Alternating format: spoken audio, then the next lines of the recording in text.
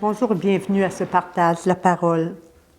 Écoutons attentivement sa parole, qu'elle prenne vie en nous, afin que nous puissions la partager pour apporter la lumière autour de nous et d'avoir une rencontre avec Jésus pour la gloire de Dieu et le salut du monde. Alléluia,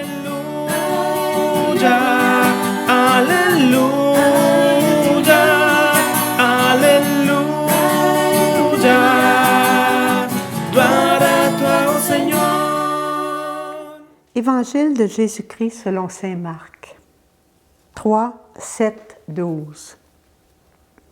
En ce temps-là, Jésus se retira avec ses disciples près de la mer, et une grande multitude de gens venus de la Galilée le suivirent. De Judée, de Jérusalem, d'Idumée, de Transjordanie et de la région de Tyr et de Sidon, vinrent aussi à lui une multitude de gens qui avaient entendu parler de ce qu'il faisait. Il dit à ses disciples de tenir une barque à sa disposition pour que la foule ne l'écrase pas, car il avait fait beaucoup de guérisons, si bien que tous ceux qui souffraient de quelque mal se précipitaient sur lui pour le toucher.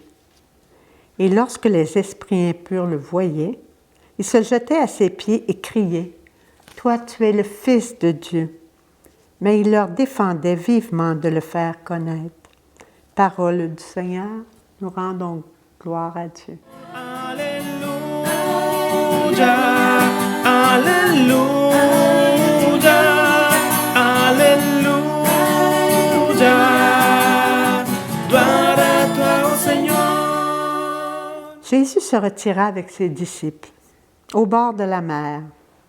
La mer, dans le langage symbolique de la Bible, est le lieu du chaos, où sont plongés les esprits mauvais, impurs et infernaux.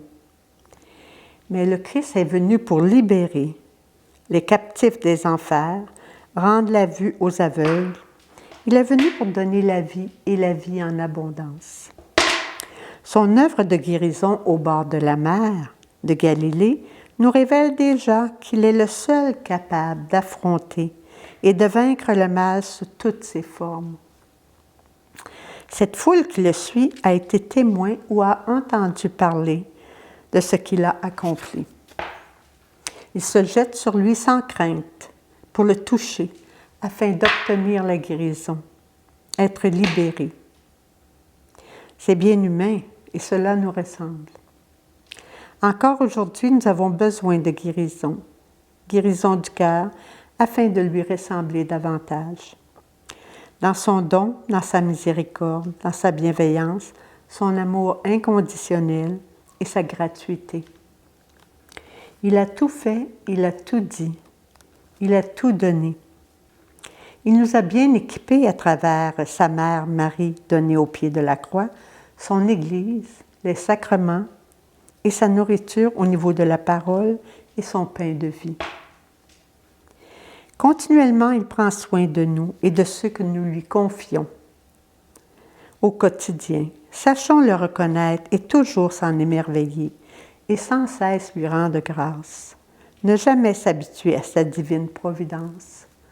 Pour nous, la famille Solitude Myriam, on vit beaucoup de la providence, que ce soit à travers le bois qui nous est donné, que ce soit à travers les travaux pour la maison. Quelqu'un vient déblayer, mon voisin vient déblayer le tour de la maison avec sa souffleuse et la nourriture qui peut rentrer dans la maison. Puis on a un petit chant que je vais vous partager qui dit bien, Seigneur, qu'on ne doit jamais s'habituer à sa divine providence. Rien ne nous est dû, Seigneur, tout est un don, tout est un don. Rien ne nous est dû, Seigneur, tout est un don de ton cœur. Sachons nous émerveiller et le partager.